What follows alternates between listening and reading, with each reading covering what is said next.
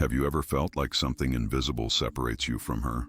That chasm that grows as you watch her converse with another, while you remain there, frozen, invisible, reduced to witnessing your own irrelevance. That feeling of being transparent to the women you're truly interested in isn't a coincidence. It's the result of a code only 3% of men know. Today, I'm going to reveal something that challenges everything you thought you knew about female desire. We're not talking about manipulation or deceit, but something much deeper. The understanding that everything you were taught about winning over a woman was a carefully constructed lie designed to keep you in emotional mediocrity. If this has already got you thinking, hit the like button right now, because what I'm about to reveal to you is the method Machiavelli would use to create emotional addiction in just 48 hours. The question is, are you ready to awaken the monster she secretly desires? There's a truth you must confront before continuing. Everything you were taught about female desire is wrong, completely wrong. Society, romantic movies, even your own mother, they all sold you a fairy tale that programmed you for failure from the start. They told you to be gentle, attentive, to respond to her messages immediately, to give her all your time and attention. And where did all that lead you? Straight to the friend zone, to that emotional limbo where good intentions turn into romantic invisibility. Seduction doesn't happen in logic.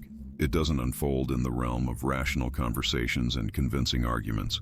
It happens in instinct, in her subconscious, in those primitive layers of the brain where decisions are made before the conscious mind even realizes it. Do you think women consciously choose who they fall in love with? Of course not. It's her primitive brain that decides, that ancestral part from caveman times, when survival depended on choosing the right mate. And that brain doesn't care about expensive gifts or fancy dinners. It cares about signals of value, social dominance, and protective ability. Think with me for a moment. Why does that guy who isn't even all that handsome manage to get all the women? Because he possesses that unshakable confidence that makes women gravitate around him like planets around the sun. He understands something fundamental that you haven't grasped yet. Tension, mystery, and a bit of calculated danger activate her deepest instincts. The first pillar of this method is the move, but not just any move. Seduction doesn't begin with a polite hello that vanishes into thin air without a trace. It begins with a disruption, a fracture of the expected, a spark in the silence that awakens something dormant within her. Forget everything you were told about traditional introductions. Forget that robotic, "How are you?" that dies the moment it's uttered, and immediately classifies you as just another run-of-the-mill interaction. The first move isn't about being nice or harmless. It's about taking control of the emotional pace from the very first second, to establish that you are not just another in the herd of predictable men who approach her with the same tired lines and the same approaches she's heard 1,000 times. Imagine approaching her, but instead of being predictable like everyone else, you say something like, "You look like someone who hates small talk but secretly loves chaos." In that moment, something changes in her expression. She pauses, blinks, her brain activating like an engine that just got high-octane fuel. Why does this happen?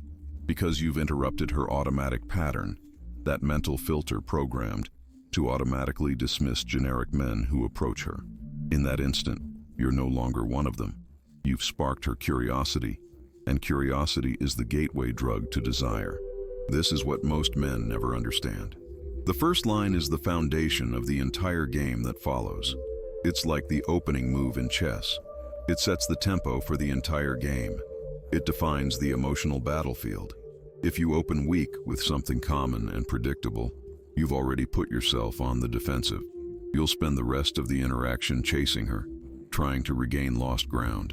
But if you open strong with something unexpected, poetic, or slightly absurd, you gain the frame advantage. Now she's in your world, playing by your rules. This is the move. It's not about what you say exactly. It's about how sharply you cut through the everyday noise. It's about projecting a clear psychological signal. I'm not here to impress you with desperation. I'm here to see if you're worth the game. And this isn't just verbal, it's energetic. It's your tone, your timing, the deliberate calm in your speech, that slight smile as if you already know how this is all going to end. Men who approach with high-frequency, predictable lines are dismissed by her subconscious in seconds. But a man who walks with a sense of controlled unpredictability becomes a question she wants to answer. Never forget this.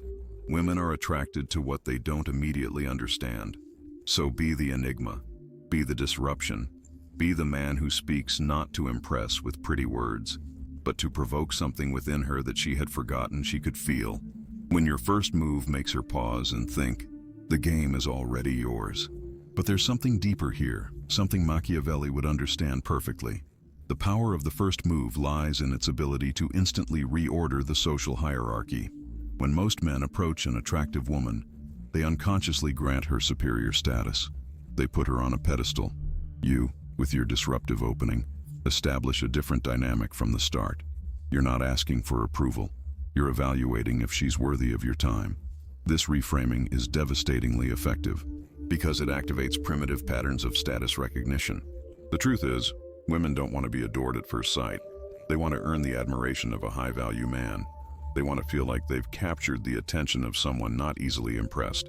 And when you execute that first move correctly, you plant the seed of an obsession that will grow over the next 48 hours. You've pulled her out of her mental routine. She started thinking about you when you're not around. You're no longer just one of the crowd. You are the exception, the mystery, the unanswered question her mind can't stop trying to solve. This is where the entire foundation of attraction begins to harden into something unbreakable, something untouchable, something extraordinarily rare in the modern world. Confidence isn't what you say, it's what you don't need to say. You see, she perceives everything before you even open your mouth. She reads your essence. She observes how you sit, how long you hold eye contact, whether your presence fills the room or begs for space. True confidence is silent. It walks unannounced, speaks slowly, moves with certainty, and above all, it doesn't fear loss. That is the attitude you need to embody. I don't need you, but I'm not afraid of you either. This is the stance that flips the entire power dynamic on its head. And once you learn it, she starts qualifying herself to you instead of you having to prove your worth to her. Let me make it visual so you understand completely. Think about the last time you walked into a car showroom. The salesman who hovered over you, stuck to you like a shadow, who wouldn't stop asking, do you like it? Do you want to try it? What do you think? He exuded a desperation you could smell, and you instantly had the upper hand because his neediness diminished his value in your eyes. Now imagine another salesman. He greets you calmly, shows you the car elegantly, then quietly withdraws. He knows what he's offering. He knows you'll feel it if it's right for you. Suddenly you feel the need to prove you're worthy of the deal. You start asking questions. You start justifying your interest. It's exactly the same in seduction. When you demonstrate that your life is complete, rich in purpose, full of joy, anchored in strength, with or without her, you become the prize, not the desperate hunter, not the emotional beggar pleading for attention. And women don't chase men they pity. They chase men they respect, men who represent something they desire to achieve or experience. How do you radiate this attitude through your body? Because words lie, but energy never lies. Shoulders relaxed, yet strong. Upright posture that speaks of dignity. Unwavering eye contact that doesn't apologize for existing. Slow, steady breathing. Precise and intentional movements as if you own time itself. No shaky hands, no nervously bouncing legs, no fast, anxious speech. You speak as if you trust your silence, because studies show that over 90% of communication is nonverbal. She doesn't just hear you, she feels you in every fiber of her being. And if your energy says, "Please love me," she'll pull away even if your words say something completely different. But if your presence says, "You're welcome to join me, but I won't bend for approval," she leans into you because detachment is intoxicating. It's addictive. It's what most men never manage to convey. This is the paradox that changes everything. The less you seek validation, the more your value multiplies in her eyes. So remember, don't chase her attention. Chase your own inner power, because when a man becomes magnetic from within, everything outside begins to orbit around him, as if he were the gravitational center of his own universe. Machiavelli understood something fundamental about power. He who anxiously seeks it rarely obtains it. Genuine power attracts, it's not chased. And within the first 24 hours of this method, your sole objective is to establish this attitude as your natural state. It's not an act, it's not a mask, it's a conscious decision to reclaim your own value. Do you know what really kills male attraction faster than anything else? the need for approval. When every action, every word, every message you send is tinged with the unasked question, is this okay? Do you like it? Do you approve of me? You're releasing pheromones of insecurity that she can detect miles away. Machiavelli's method completely reverses this dynamic. You don't seek her approval, she seeks yours. You don't wonder if you're enough for her, she wonders if she's enough for you. And this reversal doesn't happen through superficial tricks or memorized lines. It happens through a genuine transformation in how you perceive yourself. Most men enter romantic interactions with a fear of losing, fear of saying the wrong thing, fear of being rejected, fear of her finding someone better. This fear seeps into every aspect of their communication and becomes a self-fulfilling prophecy. They go in expecting to lose, and they lose exactly as they expected. The method teaches you to enter with the expectation of winning, but, and here's the crucial part, without becoming emotionally attached to the outcome. This paradoxical combination of confidence and detachment is what she finds irresistibly magnetic. It's as if you're playing a game where you already know the ending, where you're so certain of your victory that you can afford to be patient, strategic, detached from the immediate result. During the first 48 hours, this attitude must be your anchor. When you feel anxiety growing, when you feel the urge to check your phone for the 1,000th time, when you want to send that follow-up message because she hasn't responded, stop, breathe, remember who you are. Remember that your worth is not tied to her response. Your value is intrinsic, immutable, independent of her validation. The true test of this attitude will come when she tests you, and she will test you because that's how women calibrate a man's value. She'll ignore you to see if you get desperate. She'll question you to see if you stand your ground.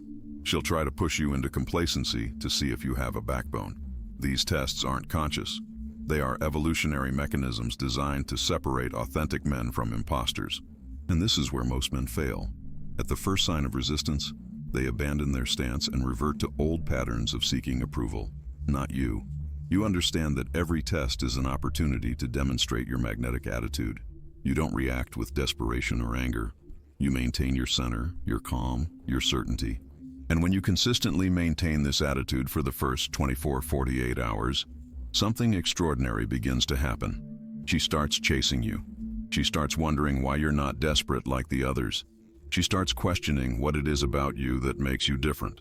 And, most importantly, she starts working to earn your attention, to prove that she is worthy of your time and energy. This is the most counterintuitive of all the pillars, the seductive art of stepping back right at the peak of connection. Not because you don't care, but because you understand one of the most powerful truths about female desire. Longing creates obsession.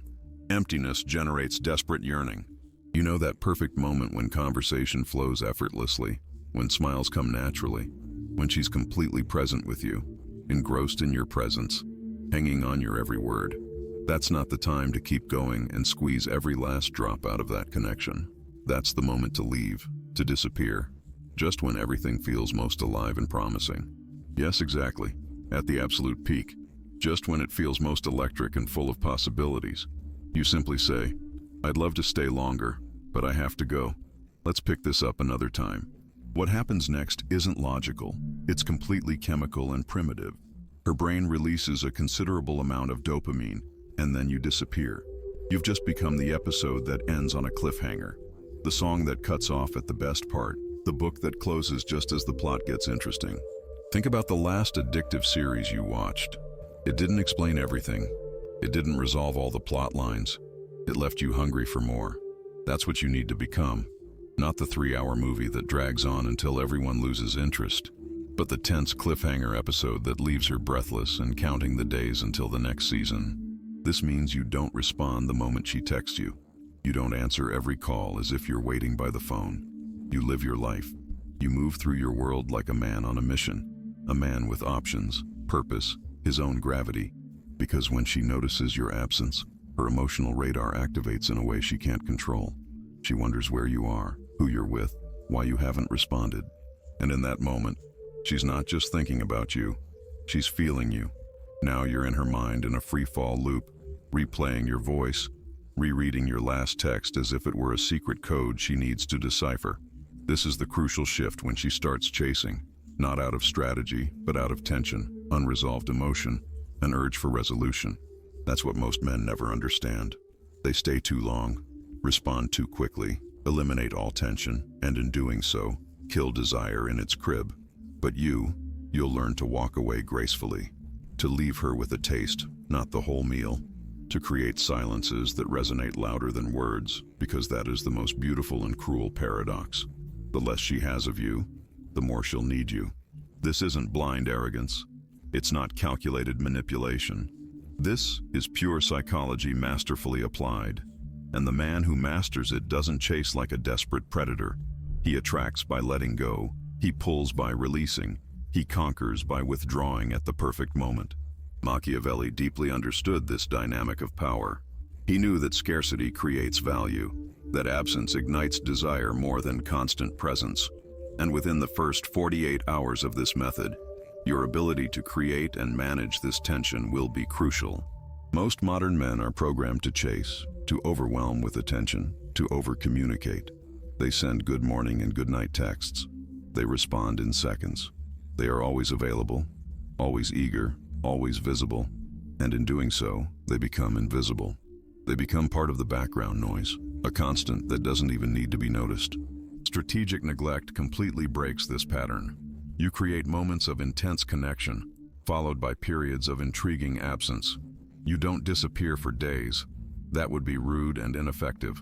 You withdraw just when the moment is at its peak, when she's most hooked, when she wants more of you.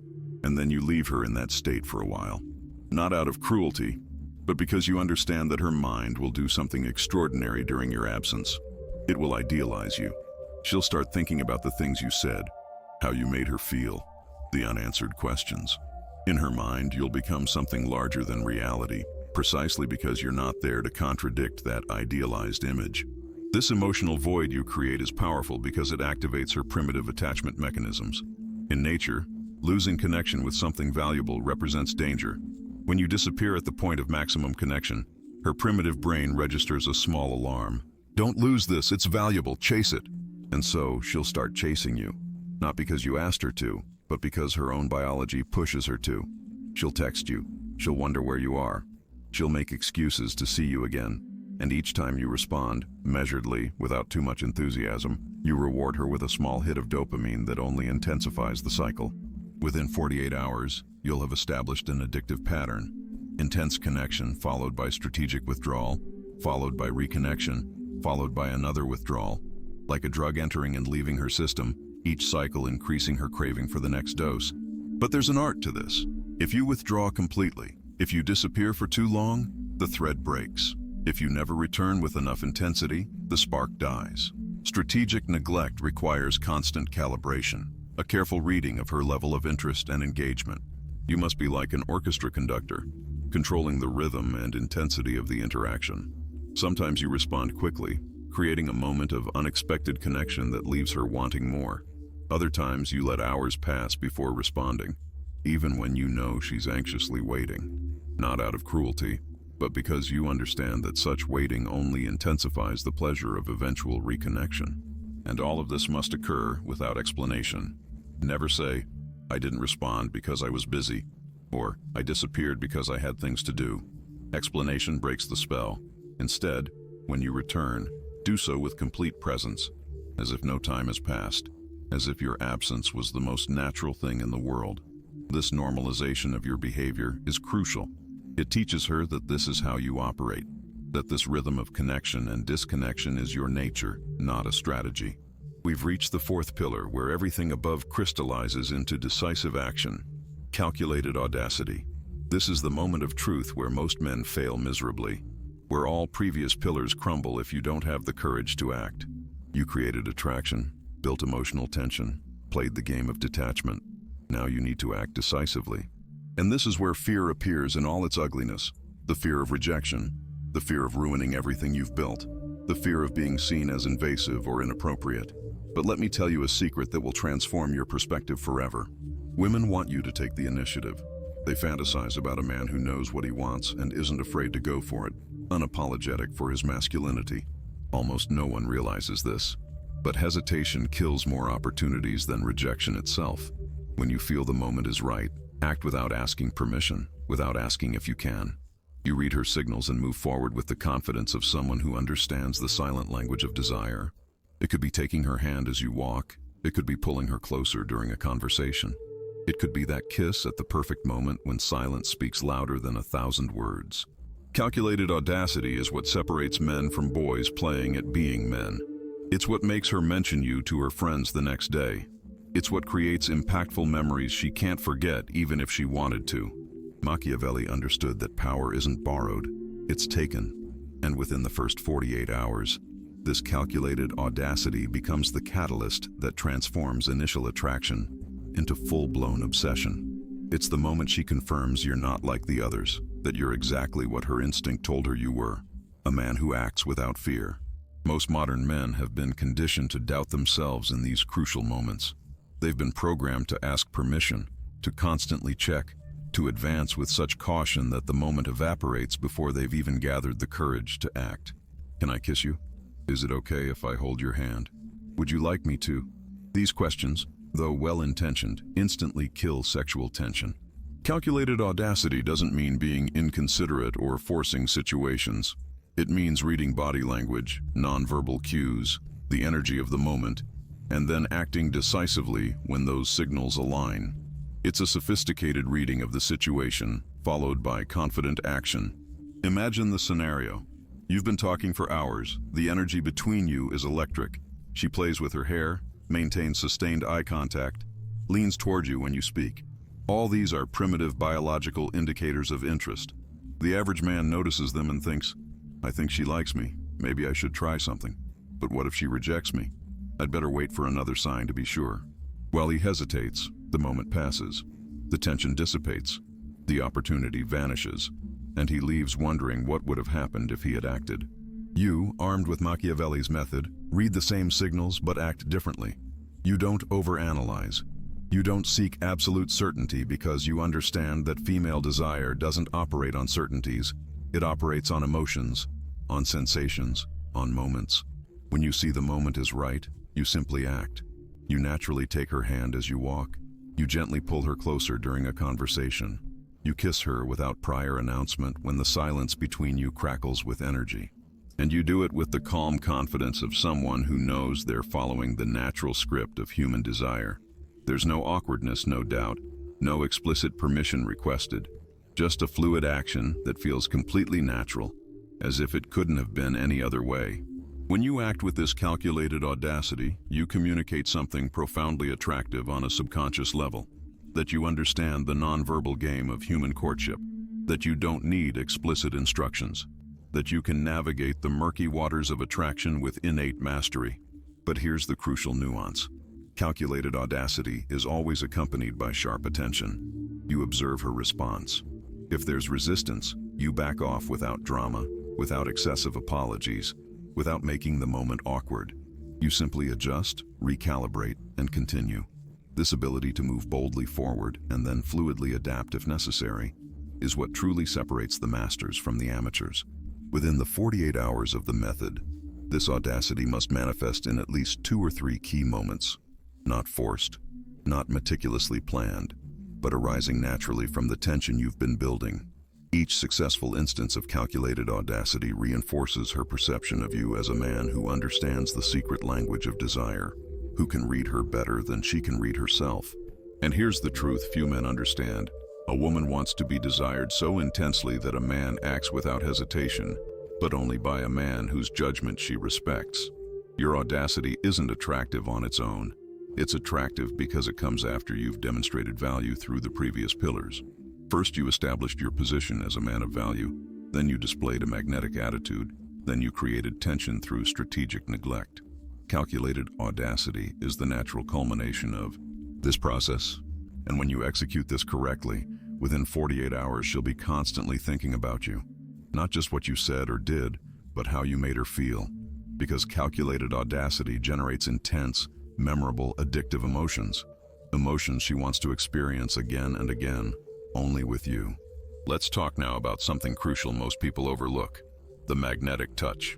This has nothing to do with uncontrolled lust. It's not about groping or forcing situations. This is an ancestral ritual, a primitive language that transcends words.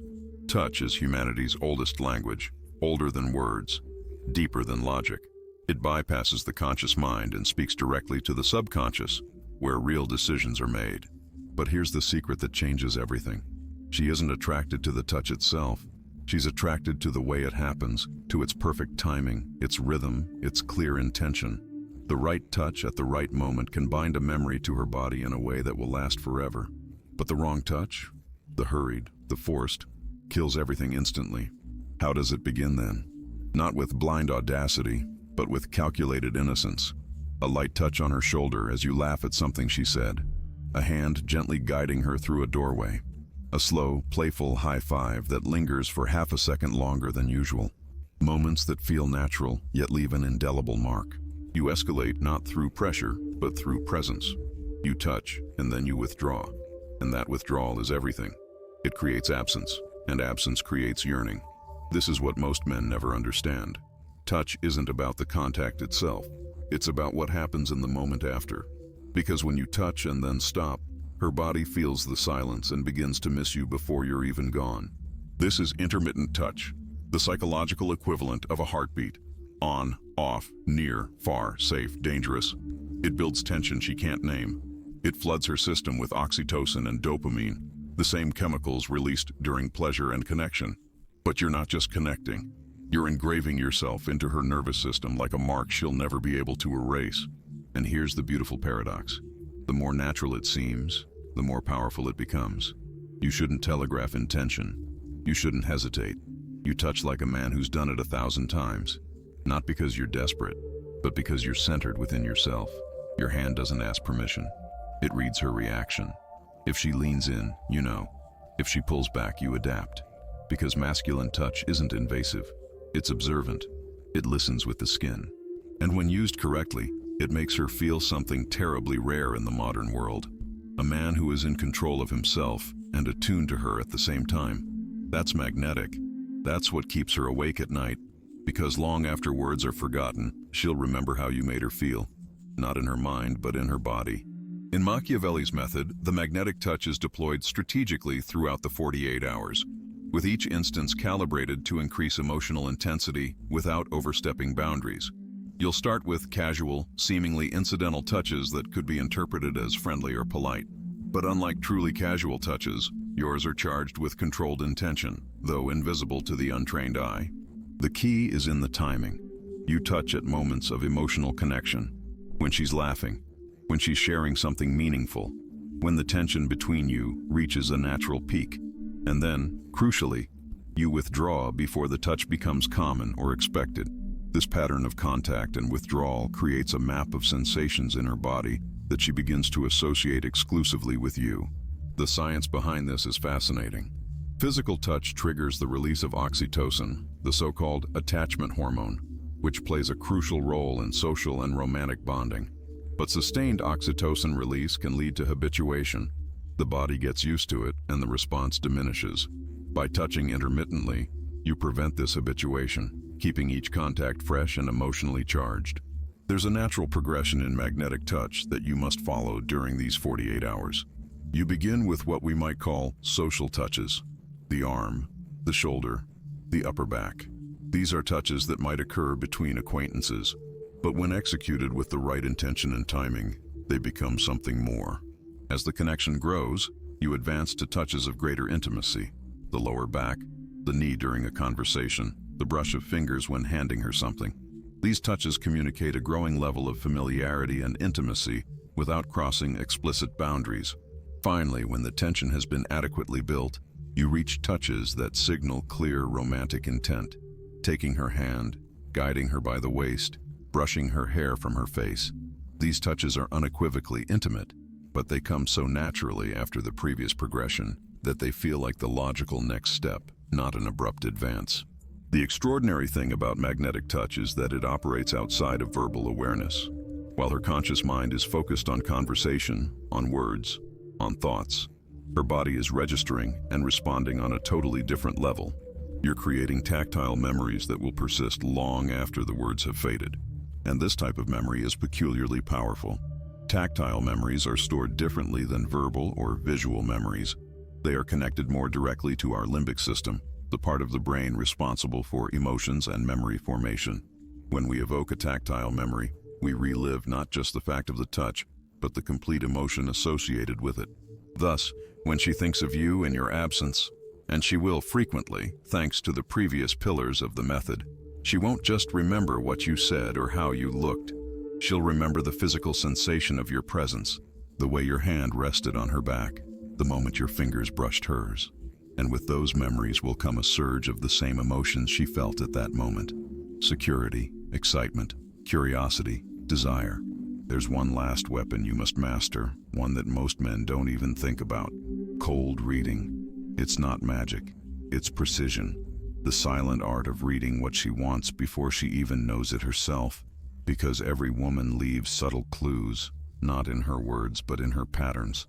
The way she dresses, the speed of her voice, the rhythm of her walk, what she posts online, where she goes, what she avoids. You're no longer just a man. You're an emotional detective reading between the lines, tracking the energy behind the words, sensing the unspoken signals. A woman who wears flashy, sparkling jewelry is screaming for attention. She wants the spotlight and confirmation that she still has it. A woman in subtle, elegant tones is deeper, more private. She yearns to be understood, not just superficially seen. Observe her way of speaking. If she speaks fast, gesticulates widely, she's spontaneous, reactive, guided by pure feeling. If she speaks slowly, carefully, she's calculated, guarded, strategic in every move. And when you adjust your energy to match her hidden nature, when you reflect what she truly needs without her asking for it, you become irresistible because you're not offering what she's consciously demanding. You're offering what she's secretly dying to receive. That's the real power. The understanding that every human being hungers for something they can't even articulate. But here's the trap most men fall into. They try to do everything instantly. They gorge themselves on techniques, force results, imitate, act, play out a script that isn't their own. But this isn't acting. This is the embodiment of your true masculine nature. Within Machiavelli's method, cold reading is the tool that allows you to personalize each interaction to resonate deeply with each woman's unique psychology. It's not about generic tricks that work for everyone. It's about sharp observation that allows you to discover what this specific woman secretly yearns for. Machiavelli understood that to deeply influence someone, you must first understand their fundamental motivations. In The Prince, he writes about the importance of knowing human nature to be able to anticipate and guide behavior. Cold reading is exactly this, a disciplined study of human patterns applied to the art of seduction. During the first 48 hours of the method, your ability to correctly read her subconscious patterns will determine the depth of the connection you establish. While the previous pillars create the framework for attraction, cold reading personalizes that framework to resonate specifically with her. Start by observing how she reacts to the world around her. Is she cautious with strangers or immediately friendly? Does she seek approval from those around her, or does she stand firm in her opinions? Does she speak more about emotional experiences or concrete achievements? Each of these preferences reveals something fundamental about what she values and what she seeks in a partner. For example, a woman who constantly mentions her family likely values security and emotional stability above adventure and novelty. A woman who speaks passionately about travel and new experiences probably longs for someone who can broaden her horizons and challenge her limits. A woman who shares intimate details quickly is looking for deep emotional connection, while one who keeps conversations on impersonal topics values her privacy and needs time to build trust. Effective cold reading requires that you listen not only to what she says, but how she says it. Her tone of voice, micro-expressions, topics she avoids, moments when she becomes animated or withdraws. All these are valuable data points that most men completely ignore. And here's the magic. When you correctly reflect what you've read in her, when you respond to those unexpressed needs, she experiences an almost supernatural feeling of truly being seen for the first time. She feels that you understand her in a way others haven't been able to. And this feeling of being understood on a deep level is incredibly addictive. Remember that most people live their lives feeling misunderstood, dealing with people who only see their exterior, or who respond to what they say, not what they truly feel. When you demonstrate that you can see beyond the surface, that you can feel her undercurrents, you become something exceptionally rare and valuable. Within 48 hours, your goal is to identify at least 3 key patterns in her behavior and respond to them in a way that shows her you understand her on a level she may not even fully comprehend herself. This isn't about manipulation. It's about genuine perception and authentic connection based on sharp observation. When you achieve this correctly, she'll start to feel that with you, she can truly be herself, that she doesn't need the masks she wears with others, that she has finally found someone who gets her. And this feeling, more than any technique or strategy, is what creates a truly addictive bond. Because in the end, what everyone desperately seeks is to be seen, truly seen, by someone who still chooses to stay. When you offer her this, the combination of deep perception and genuine acceptance, you create a connection that transcends superficial games of seduction and touches something far deeper and more lasting. The true mastery of Machiavelli's method isn't in tricks or techniques, but in a deep understanding of human nature and the ability to respond to that nature with precision and authenticity. It's not about becoming someone else. It's about awakening the perceptive, conscious man you've always been, the man who can see beyond words, who can feel the emotional and desire undercurrents that move us all. And when you master this art of cold reading, combined with the previous pillars of the method, you don't just create attraction or desire, you create obsession. You create a bond she can't rationally explain, but feels with every fiber of her being. A bond that makes all other men seem superficial in comparison, unable to see her as you see her, unable to touch her where you have touched her, not physically, but emotionally, in those secret places of the soul we rarely reveal to others. In the depths of this ancient method lies a truth few men will have the courage to face. Desire isn't begged for, it's invoked. Like an emotional surgeon, you've learned to cut through layers of social conditioning to touch the primitive core where true attraction is born. It's not about cheap tricks or deception. It's about awakening the authentic man society buried under tons of shoulds and shouldn'ts. Now you know the secret dance, the rhythm few can hear but all can feel. The question is, will you have the courage to rise from the audience and step into the arena? Most who have heard these words will remain the same, trapped in emotional limbo, begging for scraps of affection. But you can't go back now. You've looked behind the mirror and seen the clockwork mechanism that drives human desire. If you want to join the few who truly understand this silent language, comment, "My silence speaks louder than my words."